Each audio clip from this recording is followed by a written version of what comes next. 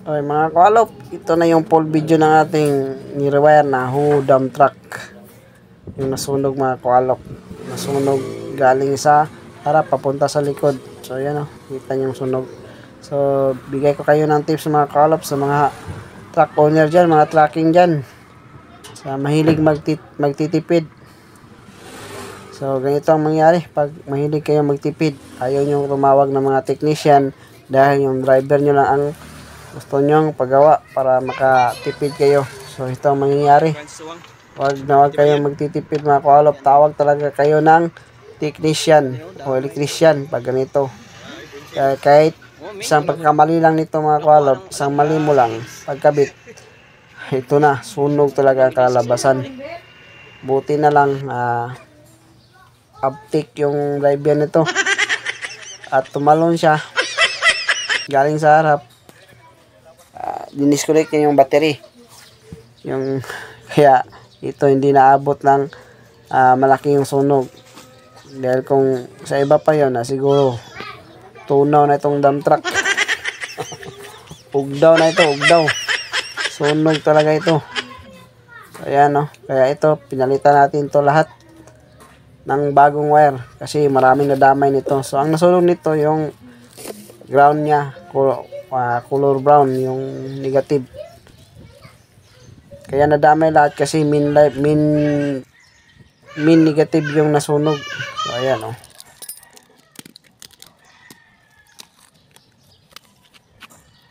So ayan, cutting natin, isa-isahin natin yung sakit niya. Okay pa naman ito. Itong sakit lang na buo ng wiring siya, nadamay lang ito sa simple malaki yung wire.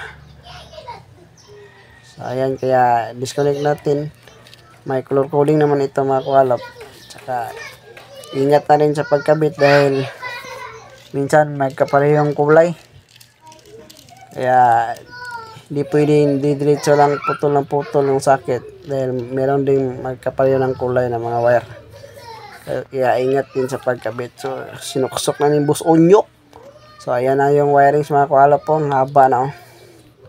Dito na, nilagyan namin ng insulator hose para malinis tingnan. Tsaka in-upgrade ko na rin para hindi na maulit yung dati, yung sunog niya mga kalop. Kaya siniparate namin yung ground. Kasi dati yung ground dito nakakabit. So ayan, kinabit na namin lahat mga kalop. Kinabit na ni Boss Onyok. Yan. Kasi natapos na mga kalop yung nasunog niya. Binalik namin sa original. Buti hindi nadamay itong fuse box niya buo. Kung hindi, tudas talaga. Laking trabaho, laking gastos ng may-ari pag ganun. Ito na, gumana na lahat mga kalop. Ilaw lahat. So tinapos namin hanggang gabi mga kalop kasi may biyahe pa ito. Tsaka yung driver ilang araw na naka-standby. So wala nang pang bili ng red horse. Walukol. Ayan o, gana na lahat mga kalop, mga ilaw.